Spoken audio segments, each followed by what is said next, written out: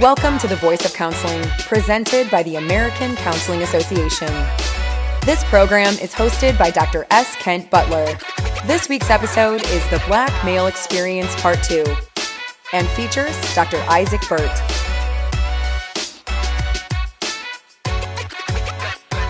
Welcome to The Voice of Counseling from the American Counseling Association. I'm Dr. S. Kent Butler, and joining us today is Dr. Isaac Burt. Dr. Burt is an associate professor who receives his PhD from the University of Central Florida in counselor education. He is a member of the American Counseling Association as well as the Association for Counseling and Supervision, Association for Multicultural Counseling and Development, Association of Humanistic Counseling, Association for Specialists in Group Work, and Chi Sigma Iota. He has dedicated his career to multiculturalism. Dr. Burt has served the counseling profession in several capacities, such as being a member of the membership committee, the executive board, chair of the strategic planning committee, and the vice president for AMCD. Actually, president soon, hopefully at one point, but he was the vice president for Native American Concerns. Dr. Burt is also a former editorial member and current associate editor of the premier journal for multiculturalism in counseling, the Journal of Multicultural Counseling and Development, and former editorial board member of Premier Journal for Counseling in Groups, the Journal of Specialists in Group Work.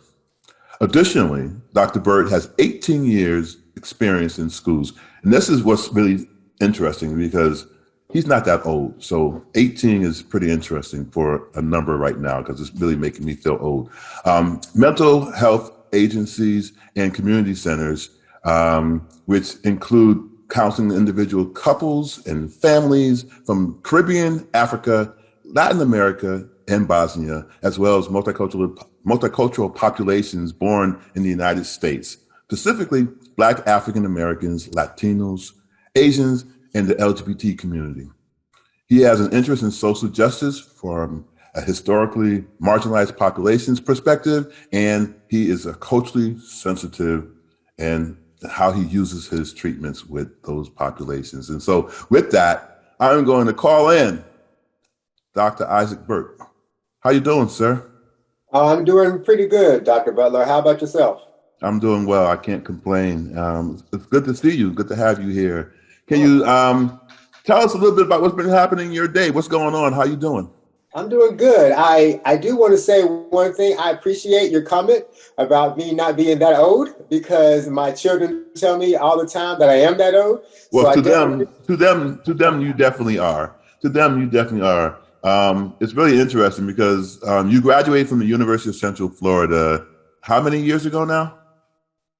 I graduated in 2010, so about 11 years ago. Wow, it's hard to believe. Isn't that hard to believe that that's 10 years ago, 11 years ago? Yeah. I look in the mirror and I was like, man, I think time has changed, but it doesn't feel like it. So sometimes I still think I'm that doctoral student working hard. working hard. That doctoral student. So what are your fond memories of being a doctoral student? Well, it's funny. We were doing interviews the other day and somebody mentioned the ACA president. And I said, yeah, I know him. I know him quite well. He was my mentor at UCF. So one of the most fondest memories I have is me being there around 10 o'clock at night and you still being there and working on manuscripts at 10 o'clock at night on like a Friday. So Friday. Yes. And you being mad at me saying, look, I got to go home. I don't think I ever said that. I might get mad at you. But not mad about going home. There was something about that, though. I think that's the key to kind of moving forward in this profession is like recognizing that sometimes time is not your own, right? True. That's a very good point. I learned that very early in my tenure there. Very nice, very nice, very nice. So moving forward to present day, you just said your kids. So tell me a little bit about yourself and what's happening when you're not in the counseling realm. When I'm not in the counseling realm, that's a good one. With COVID, it's kind of hard to kind of put that into perspective, but still trying to keep a normal life, being a father, having an 8-year-old and a 4-year-old married, trying to make sure that with not necessarily quarantine, but we're homeschooling. So having that chaotic nature in the house while still trying to have duties such as, hey, being on like an interview like this, where I have them running in the background, and still just trying to have a life, still trying to be healthy, eat healthy, work out, do the things that buffer against all the craziness that has just been perpetuated by COVID. Nice. Well, I'm glad that you seem to be surviving and thriving in all of this. You said homeschooling. Is that because of the pandemic, or is that something that you choose to do with your children? It's kind of 50-50 there. We were already thinking about it beforehand. And then when COVID hit and just the dynamic of the schools and just the curriculum and just the obstacles that were there on the forefront, we just said, we can always put our kids back into school. So why not try it out, see how it works, see how they can learn, and then just go from there. I mean, my son is the one that's still that's in school. My daughter is a little bit too young, but for my son, there's also aspects that we do take him out and obviously have a social aspect to it, but we really wanted to hit that academic aspect in a way that we thought was going to be most beneficial for him. And as you know, you being a school counselor, you know that there's a lot of like high stakes testing, even though we don't necessarily call that anymore with that terminology, but you do realize that that's in there. So we're trying to avoid that and have a more robust understanding and for him to really learn at a pace that's appropriate for him. Nice. Well, good. So let's kind of transition to your career after your PhD. You've been down at FIU? Yes. As a university, and you are an associate professor there now. And you are doing some great work there. Some of the work that you're doing is involved with social justice issues. Can you talk a little bit about that? Sure. I can talk about it from about two different perspectives. So there's a lot of ways that we define social justice now. And obviously there's been like this big brouhaha about what social justice is.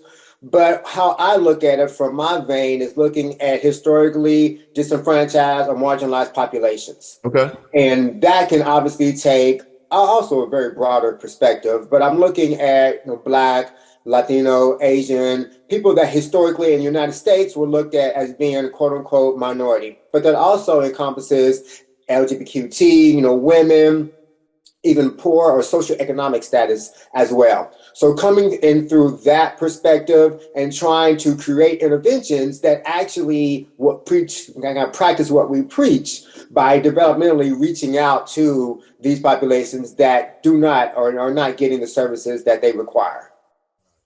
So it's good for you in regards to doing that. How does that impact your counselor education identity? Yes, that's one of the things that and just to be honest, I believe that it's a process. How I was when I first graduated 11 years ago, I still have some similar research interests, but how I perceive it has changed. And I think that's good. It's a process and we evolve. We have to evolve. Yes, we have to evolve. Yes. Yeah, yes. And so when I first started, it was very much looking at just race and perhaps a little bit of gender as being a male. And as it is now, and with my exposure to a myriad of different things in academia, which has exposed me to like how political aspects influence academia and just the whole shebang of that, it's kind of changed and looking at a more political, social aspect, but still having an individual basis. And so that might sound a little bit convoluted, but it has changed from just looking at race and gender to looking at how a political, social aspect impacts on a systemic level, but also looking at how the individual level can buffer against some of those systemic issues. So how did that evolve? How did you get to that perspective that you're using right now? Yes, that is the million dollar question here. And I'm sure there will be some other $1 million questions as well. First, it came from my own personal experience. I'm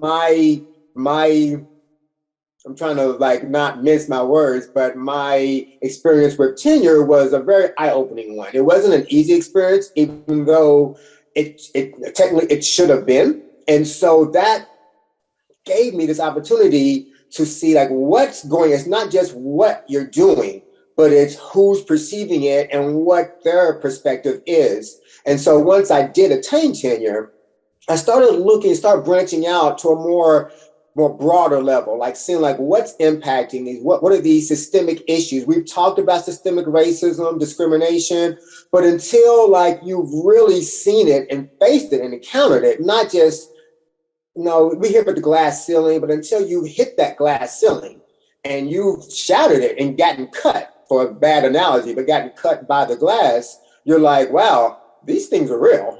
And how can we combat this? So that made me go from just this narrow perspective of just race and gender to looking at political, social aspect, like what's influencing the decisions of people who are in power.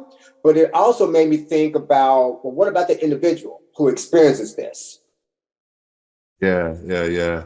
So I was sitting here looking at your bio for a second as you were sharing that, because one of the things that came up for me when you were talking just now is your journey has gotten you to be a published author of 29 journal articles, 21 of them being you as first author. Did you see that in your future? Because what was that like when you were going through your doctoral program? And I believe you were being pushed by your mentors to do a different thing with your writing, or to find ways to find yourself in your writing. You spoke a little bit earlier about being there at 10 o'clock on a Friday evening and things along those lines. Do you think that supported you to get to 29 peer review articles in just 10 years right now? Definitely. This is being being as transparent as possible. When I write, I still have your voice in my head, and I have Dr. Young's voice in my head. I know it. That's why I said sometimes it doesn't feel like it's been 11 years, because when I'm writing, I hear you saying, Isaac, what's the true point of this sentence? I hear Dr. Young stating like, okay, be succinct. And it's like, okay. And those are like my mental kind of, I don't want to say they're my mental like checkpoints. I can write and I'm just like, and I'm just typing and it's going well. And I'm like, okay, does this really make sense? Do I need to narrow it? Do I need to add something to it? Like, what's the point of this? Is somebody who is unfamiliar with this topic going to understand it? So for me, it's that mental checkpoint, which I think is really good because it allows me to remain humble and not get too much on my own. Like, oh, wow, I'm really killing it, aren't I? It's like, well, maybe, but maybe not. You still want to be able to have people understand what you're stating. Well, I think it's really important that the message you just made is that being succinct, right, helps you to realize that you have a message that you want to put out there and get through to other individuals. And though you are always been a good writer, writing for a journal article is something that is totally different and one that you gravitated towards. And so your evolution to getting to where you are is a powerful one, right? Because there are not a lot of people out there, especially in the realm of multiculturalism, writing the types of things that you're writing that are necessary. And so that, on top of having the kind of research agenda that you have and being this published, is a phenomenal thing. So you should be proud of that. Oh, thank you. I had some tough mentors. I had some good mentors. I will say that when I was going through my doctoral program, we kind of got put together, but I still chose you, and I chose a couple other people for my dissertation committee. And my mindset during the time was, at this time I have kids and a wife, so I don't really play basketball anymore. But at the time, I really was thinking about the greats in basketball. I was looking at LeBron James, Kobe Bryant, Dwayne Wade, and Kobe Bryant, may he rest in peace. And I thought, like, how did they get this good? they didn't get this good just because they wanted to be good. They had to surround themselves with people that are willing to push them, not just what they were willing to do themselves, but having that social aspect of being pushed. Yes, yeah. Yes. And so having you all as that pushing me and my own inner drive just amplified the process. And even though it was tough, I'm not going to lie, but I said, that's how you get to be great. You get to be great by pushing yourself and sometimes being pushed in directions that you're not comfortable with, but you're able, as you said, to evolve. And I think that's a key word. That's a key word that you weren't comfortable with, but willing to engage in that process and not necessarily knowing what the outcome was going to be, but believing in your mentor who was telling you that you're going to get to greatness by going this route. And so I think that's what I hear you saying in terms of that. So how do you use this now in terms of the people you're mentoring? That's a good one. I still struggle with this. And I think that's part of the development, because I can get very hardcore. And and I wonder if that strategy may not necessarily work for everybody. It worked for me. And I also, as just a side note, I take martial arts. So for me, I kind of romanticized it and thought about it as these great mentors. At the traditional martial arts movie, the novice has these great masters that are hard on them and they push them to the limit. So I kind of romanticized that for myself and thought of you all in that capacity. Yeah, able to get through it. That's how you were able to get through it. Okay. Yes. And in addition to having this idea of what do these great basketball players do? And so for me, in the process that I am now, it's because we don't necessarily have a doctoral program, but we have master's students here. But then we have people who are outside that come to me and ask me for, how should I do this? And I'm still, to be honest, still struggling with that process, because I'm like, okay, hardcore. This is how you do it. You stay up, you do this. And I'm learning through my own research that this grind it out on everything that you do, even though I romanticize it, may not necessarily be the most appropriate way to become great. Now, there's a lot of different ways you can become great. Right. So I'm still struggling with that on what is the most adaptable for myself and the people that come to me for mentorship. Yeah, I think just very much like a counselor, right? When you see someone, you know what you can do, how far you can push them before, they fall off the beaten path, right? And so so understanding and knowing your client, or knowing your student, or knowing who that person is, because, I know for myself as an instructor, there are certain students I won't touch with regards to being hard on. Mm-hmm. So I'll come at them in a different way. And there are certain students who I have a different connection with that I will be tougher on, because I know that they can either understand it or handle it to be able to move forward. Do you see that as part of what you're talking about when you say the struggle that you're having working with these different individuals? Yeah, I definitely see that. The struggle is that sometimes you think you know more than what you do. And so when I'm working, for instance, with the example that you gave on an individual that may not necessarily be able to take it, a part of me in my mind is saying, perhaps you should be able to take it. Perhaps that's what you need to work on. And it's like, okay, how far do you go? Is it baby steps? Can you take a big jump? Like, how do you work with this individual as being, now that you have this label of mentor placed on you, where you see, at least for myself, I see myself as still constantly developing. And so that's what I meant by a struggle, because I know what I think works for me, but I'm learning. Perhaps there's another method that can work for me to make it even better for myself. And then when I see new people coming in, I'm like, where are they at on this developmental process? Are they ready to take this leap? Is it baby steps? Or do you just take a step back and just let life happen to them? And how long will that process be? And so perhaps it's overanalyzing it to an extent, but I do tend to do that when there's new processes, like what this is for me. Like, one of the weirdest instances with people coming to me asking me for mentorship, and I'm like, really? Like, okay, sure.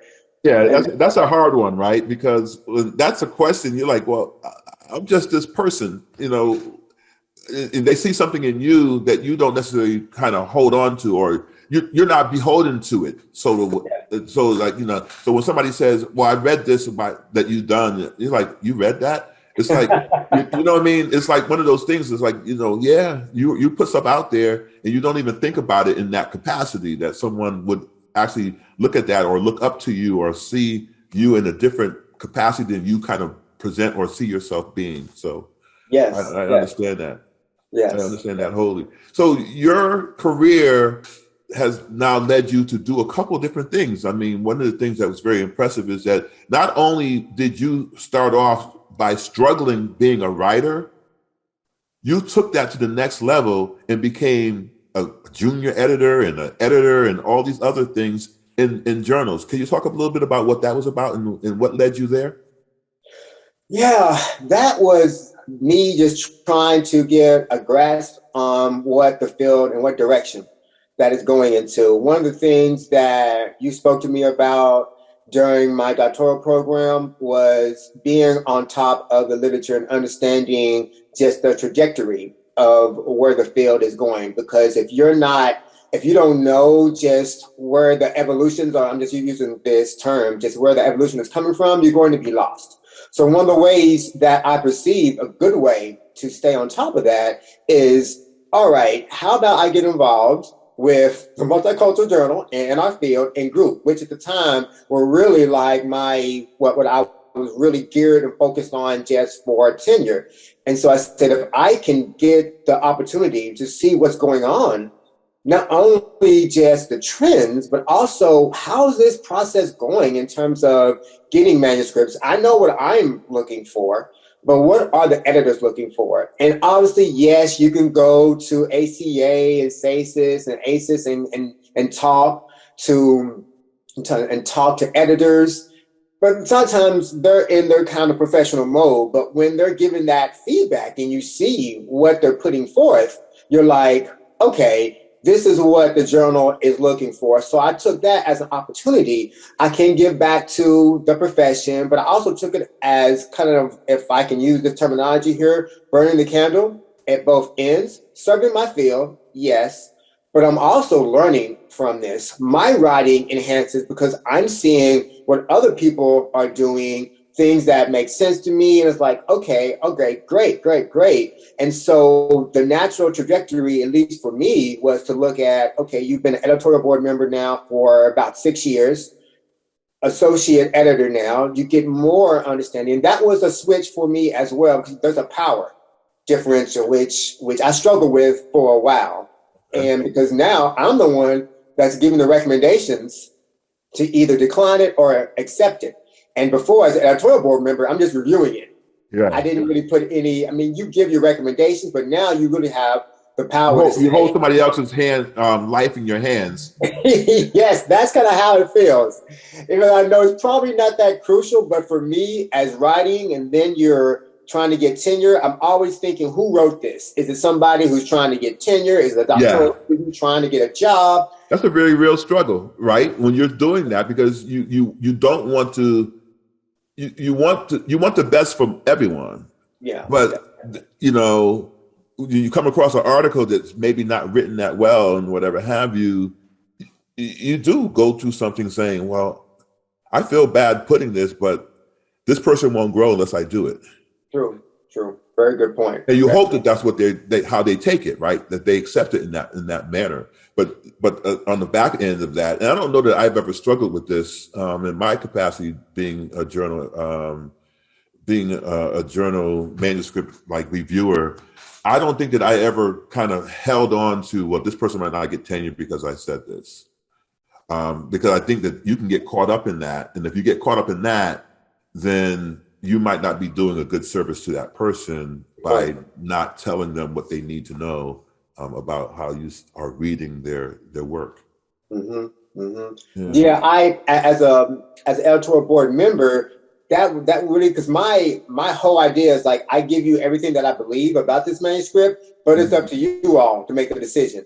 And now when I'm the associate editor, now I'm no longer, now I'm you all. Like I'm the one who's making the decision. So it's just like, so that did bother me, especially when, as a editor, as associate editor, you know who the people are, because as a reviewer, you don't. But as the editor, you do. And I'm like, oh my goodness, I know these people. And that's when it started having that existential crisis, like, oh crap, I know this person. How, like, oh man, it was hard. Yeah. So I hope I don't ever put a piece in front of you then, because I know you'll come at me. When your life has evolved into now you being a co-chair on the Black Male Experience Task Force that I put forth, and one of the reasons why you're here to talk today, what are some of your hopes and goals for this task force? That's another $1 million question here. I'm glad that you asked that. One of the hopes is that we bring attention to like what's going on. One of the things about being a counselor is, and I had this discussion with somebody recently, we were talking about multiculturalism or just diversity or being culturally competent. And this individual said, well, being ethically sound encompasses being culturally competent. And I totally disagreed. And the reason being is that you can be ethically sound, but still be not culturally competent because you're missing stuff. Because you think you're ethically sound. You think well, yes, I understand culture. I respect that. But there's a gap. There's a gap with the actual application. There's a theoretical aspect in the application. So part of my hopes for this task force is to bring attention to this matter and say, you know something, you're the president of ACA. How long has it been? It's been like double-digit years, and I don't know exact the time, but I think it's been like upwards to like 18 to 20 years or something around that from the last Black male who was president.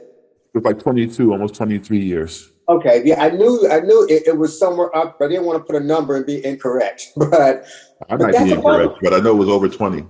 Okay, well, that's a problem. Like, that's a problem. And as being a Black person, we know just the impediments and obstacles that are there. But sometimes we tend to gloss over this intersectionality. And even though as a male, we look at it as like, well, males have preference in this society. And you're absolutely correct. But then when we add the intersectionality of, well, Black male, and then we look historically and just the figure, the image of a Black male, that brings with it connotations, some positive, obviously, some negative. And without us really looking at like how it's impacting, we're glossing over and not bridging those gaps. So I hope just bringing attention to it is one of the first things, and then taking action on that, like bridging those gaps. Have you all come up with some of your game plan for this task force during this particular year? Yes. We've been hard at work. We had meetings on top of meetings to discuss like, well, what direction do we want? Like, who do we want brought in on this? And we have some really creative, innovative thinkers and shakers and movers in the field of counseling that really just mirror what I stated about how do we bring attention to this and make sure that, that we're just not going around in a circle, or as I like to say, running around like in a rat maze. Like, there's really no way out. We're just making a lot of noise. But in order to get out of that maze, you got to break the rules.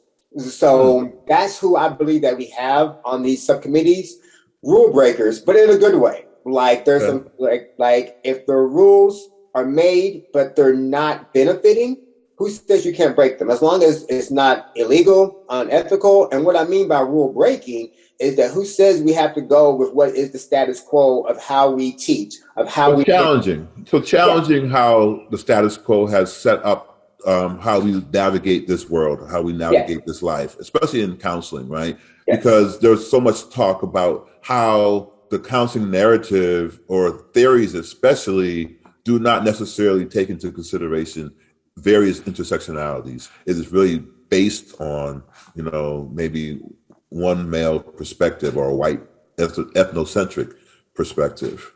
Yes, that's a very, very good point. So we are coming up on our breaking point for to go to the next half of our conversation. And so I wanted to see if there was any last minute words you want to say before we take our break. No, I just really appreciate just the work that you're doing and just bringing, I've told you this before, leading from the front. And sometimes that's very difficult because you lead from the front, you're the first one to get hit. So It's going to get hit, huh?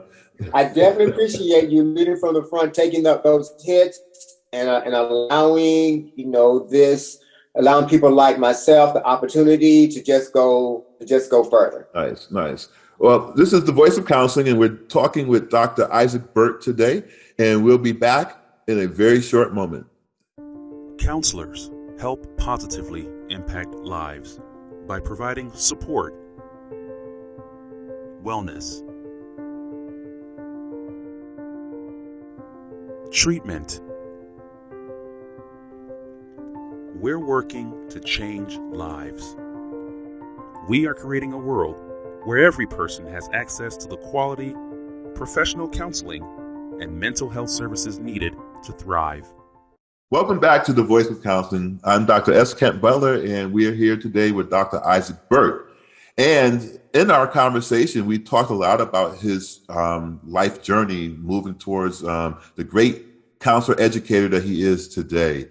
Now I want to just talk a little bit about some of his work, what he's been doing. And so, Isaac, looking at the future and looking at what you're doing in terms of the types of, research interests that you have, tell me about your current work and what you are doing in terms of looking at racism and discrimination and its impact, right? And not only that, but you're on how it really impacts feelings and behaviors. And with that, I think you're connecting that to the effects of the brain. Yeah, like I said, that's another $1 million question. If you were a bank, you'll be $3 million richer now. So keep on bringing me the change, man. Bring me the coins. Everybody needs a little bit of money, right? Yes, sir. Well, once again, connecting this to something that we previously talked about, my own experience with encountering racism, discrimination, I tend to analyze things, sometimes overanalyze, but one of the things that came to me was, what is it doing to me? Like, I understand kind of on an emotional level where you might not trust people. And I know just historically, Black men, specifically when it came to being diagnosed with being paranoid, we sometimes rank high on that. And so I wondered, like, okay, great, I understand that, but what is it doing to my brain? Like, I really wondered, like, and so I started researching that, more like literature reviews and seeing, like, well, what do neurologists, neuroscientists, behavioral neuroscientists, like, is there any research on that? And there is some. It's a growing piece. And then it started looking at, like, the hippocampus, the amygdala, like all these brain structures that I kind of knew about, but was like remembered back in my 201 psychology course. Like, I really hadn't touched upon it in a while. And so with my research, I realized that you can do racism and discrimination is like a long-term issue that can impact the brain and the functioning, sleep cycles, all these different things. But with that negative aspect put out there, a lot of the research talked about how not necessarily these things can be reversed, but the brain has plasticity. And so there's ways that people can go forward even while being impacted or being impacted by this to kind of turn the clock, for lack of a better phrase. And so with COVID hitting, I took this as an opportunity. And I recall speaking to my wife and saying, okay, this is going to be a course redirection for me because we couldn't go out. We were not quarantined, but social distancing. So I said, this opportunity for me to take a step back, see what's working, what's not, like to really delve a little bit deeper into this research about the brain and see, like, if I can even like experiment on myself, like not taking test tubes or anything of that nature. Like, I'm not Frankenstein, but just looking at it as like what you're reading, see if you can implement on your own. And then when we had the racial uprising, George Floyd, Black Lives Matter, Black in the Ivory. I mean, that just reinforced it even more.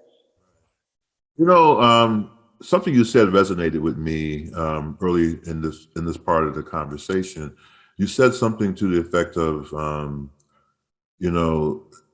that the Black male is experiencing these different things and having to kind of deal with them, and then seen as being okay, or not necessarily being seen as being okay, or it's diagnosed differently.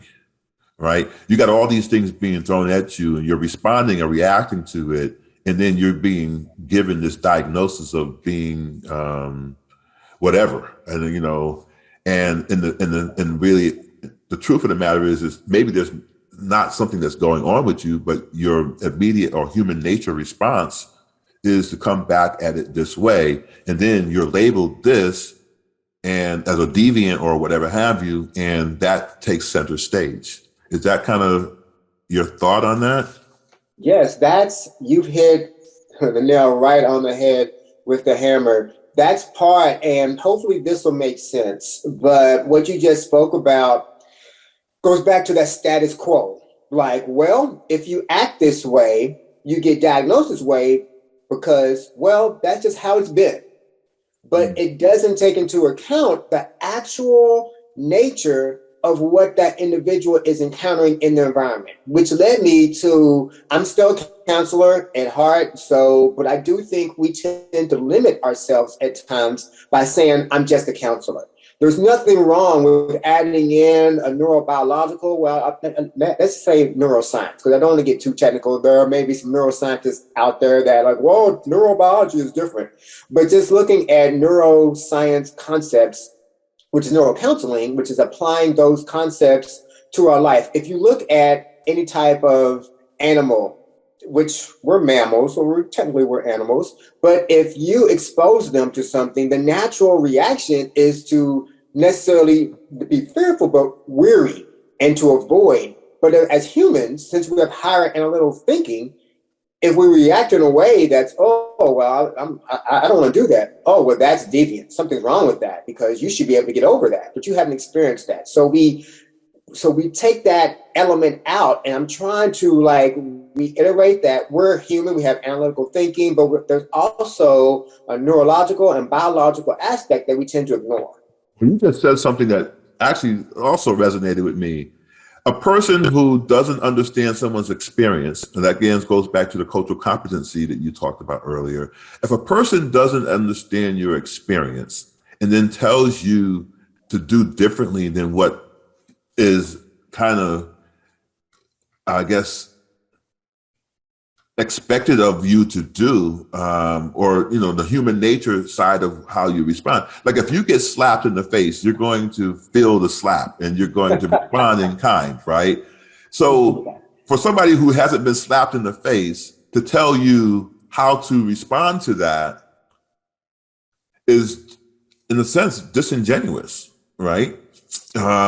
So if you are a counselor who hasn't had the Black male experience, and a Black male comes to you and tells you what they just went through, and you give them your perspective on what they should do, then you may not be helping. And that's the harm that you bring to the situation of working with somebody who you have no cultural understanding of. That makes sense? Yeah. I think that goes back to when we spoke about what would be my hopes for this task force. It is to bridge that gap, because so many counselors think that's not a gap that needs bridging because it's already been bridged. It's already like, well, obviously, yes, I took my multicultural class. I teach multiculturalism, or I incorporate it in my class. But there's that idea of you haven't been slapped yet. So you can theorize about being slapped. Yes. Until you actually get slapped, you're like, wow, that hurt. And that's the privilege, right? The privilege of walking through life without being slapped is a privilege. And so the people who've been getting slapped are like, wait a minute, hold up. No, that's not how we're doing this. That's not how we're doing this. So, yeah, that makes so much sense. And what's really interesting? That's simplistic, right? We just made that very simplistic. but it's a really true statement in the lives of people whose lives are not seen as, or people who are marginalized or oppressed, whose lives are not seen as valuable for people who are living a life of privilege. Yeah, and that goes to try to bring it in all together. Like, that is what led me to looking at biological aspects, because it goes against the status quo of stating, well, you shouldn't feel this way. Like, well, if you look at what it's doing to the brain, it really is.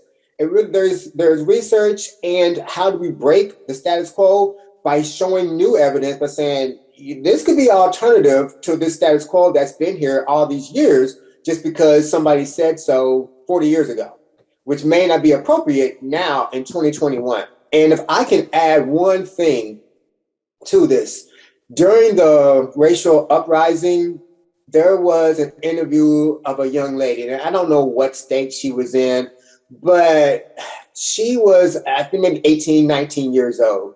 And so she's young enough, technically, because I have friends who have children older than 18 and 19 years old. And she said, our parents told us that, our grandparents told our parents that education was the key, that you work, and that you eventually get it. And basically, yes, harder. The kind of John Henryism type of impact, which I am a product of that generation, because I'm old enough to be that young woman's, father. And she said, we don't want to wait 20 or 30 years like our parents did. We want it now. We wanted to be able to immediate have gratification. Right? Yes. Well, even if it's not immediate gratification, the point that I took from that was we were led, and I'm thinking about my generation, and a lot of my friends, we all have degrees, and we still struggle with the same things that kids today are struggling with. But we're told once you get that education, things change for you. And they do change for you, but there's another level of it. And so what I took from this young lady stating was break the status quo. Like, we don't want to wait 30 years from now telling our children the same thing that our parents said, that their parents said. We want change now. And how are we going to do it? Well, we've got to confront this and not just, let's give it 10 more years. And so that, to me, led me into this and thinking about how can we now just challenge this status quo and have new methods that buffer against these strategies that potentially are not working. And it's going to be uncomfortable, but it's something that's necessary to happen. And that's it, right? So we can look at technology and say, wow, look how far we've come. We've come from having house phones to having cell phones to having cell phones that have computers in them and all these other things. But yet we are still stuck in this mire of how we allow individuals to find their promise or to find their success, right? Because we think that it has to be a certain kind of a way. So we evolved in technology in many ways, but we haven't evolved in persons, in personhood. How we can, help people to kind of find their, or be their better selves, so to speak, right? I agree. My wife is a counselor, and we were having a discussion. We had these kind of counselor-esque discussions every now and then. I'm sure you can relate, Dr. Butler. But we were talking about one of her friends that was taking counseling, and she said she left counseling because the counselor just was going in one direction. And it was, and you could tell by what her friend was saying that it was, and nothing wrong with CBT or anything of that nature, but it was so goal focused. And it may have been insurance purposes. She may have only had 6 sessions. I don't know about that. But it was very kind of just focused on an issue that she thought the client had. And I said, well, what if she had done a different approach? Does counseling itself need to evolve in order to meet the needs of people who do have a concern about institutions? And that can be from Black, Latino, Asian, or even lower socioeconomic. I think there's something in there, like a cross between counseling, consultation, and coaching that I think counseling can lead the evolution on. And so, not to get too far off on a tangent, no, you're not. You're making sense. But I do think that's what part of these for this task force is that we're trying to push, like not give a new method of counseling, but counseling field, take a look at this. So let me pull back on that and ask you a question though. So you brought up CBT that made me think that is it time, and this is you, and you can answer however you want. Is it time for us to either not scrap the theories that are happening right now, but is it time for us to start to develop new theories?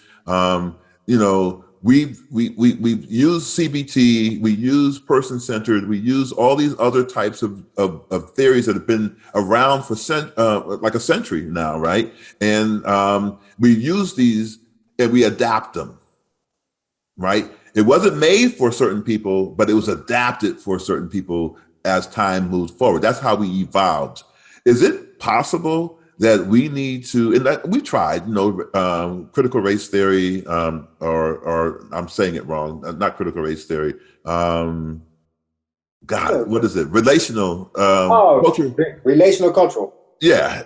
So we come up with new ways, but they haven't taken off with the same type of, luster as these other very early on theories of counseling have come along. So is it time in your eyes for us to, really sit down at the table and actually develop a more culturally sound counseling theory? Okay. Well, I'm going to add another $1 million to your bank here because that was another $1 million question. Yeah. I agree that it is time. This brings us back to when I was speaking about my trajectory now looking at the social, political, or political-social atmosphere, because the thing with those historically utilized theories is that they're part of the system. Okay. And so for like insurance purposes, if you want to get reimbursed, look, you have to use CBT. It's empirically supported because it's been around the longest. So while I agree with you wholeheartedly, there needs to be a change in what we utilize. The issue comes from the political, the systemic aspects of it, because if I try to change it here, but here it's not being accepted, and people who need to be reimbursed or they're working at an institution, well, they're going to fall back on that. So that's why I say the status quo needs to be challenged. That's why my trajectory has gone more from just solely race and gender to a more social, political aspect, because that's what needs to be challenged. Yeah. And I hear that, and I think I love you for saying that perspective, because that does throw another monkey in a wrench, so to speak, right? But it does beg the question: do we need to reconceptualize how we come at counseling? Because we're teaching people something that was taught to people 100 years ago. Antiquated. And then we're expecting them to be able to take something that wasn't made for the twists and the turns, mm-hmm. and add twists and turns. Yeah, I agree. I had a student recently that I had a meeting with after the class, and it was the multicultural part of the class. And she was a young Black woman, and she had some very, she reminded me of me, kind of. I know. So you can't imagine, but I think a little bit different. But she had a very good point about being frustrated with the status quo, about answering in a certain way, about utilizing theories, very, very like mirroring what you stated, that wasn't meant, but just making it work and then saying, well, you got to use it. And I agree with her. I said we should continuously challenge status quo and ask questions and to get the answers. Some answers may be legitimate and some answers may not be. And if those answers that are not legitimate, well, then we do need to challenge that, which does take a lot of energy and time. But you're right. In the long term, in the long run, it's what's the most appropriate direction to take.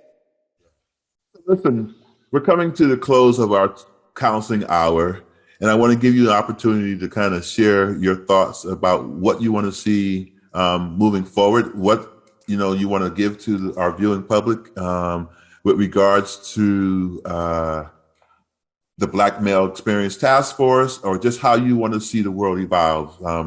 So take it away. What's some of your hopes, your dreams for our future? There was, and it involves you. It involves you and Dr. Andrew Dare. You all put together a webinar, and I'm mincing, I think it was 2020, but it really dealt with like anti-racist pedagogy.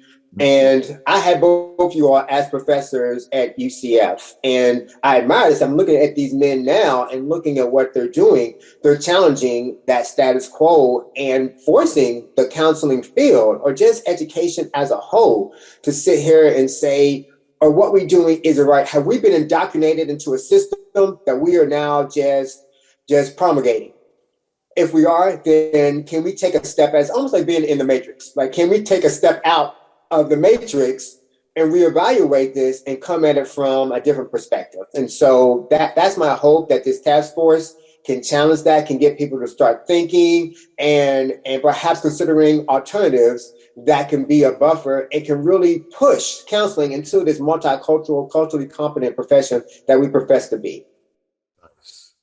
And, I've heard you use the reference to the Matrix before, and I don't think ever so much more eloquent than today in terms of how we need to step outside of it and see it from a different perspective and recognize that. So thank you, Dr. Isaac Burt, for being a phenomenal guest today. This has been the Voice of Counseling, and we are really proud of your take on the world and what you have provided and given to the world. So thank you for being a counselor or being a counselor educator and being a change maker as we move forward. So again, thank you all for listening in. This is the Voice of Counseling. Enjoy the rest of your day. ACA provides these podcasts solely for informational and educational purposes. Opinions expressed in these podcasts do not necessarily reflect the view of ACA. ACA is not responsible for the consequences of any decisions or actions taken in reliance upon or as a result of the information and resources provided in this program. This program is copyright 2022 by the American Counseling Association. All rights reserved.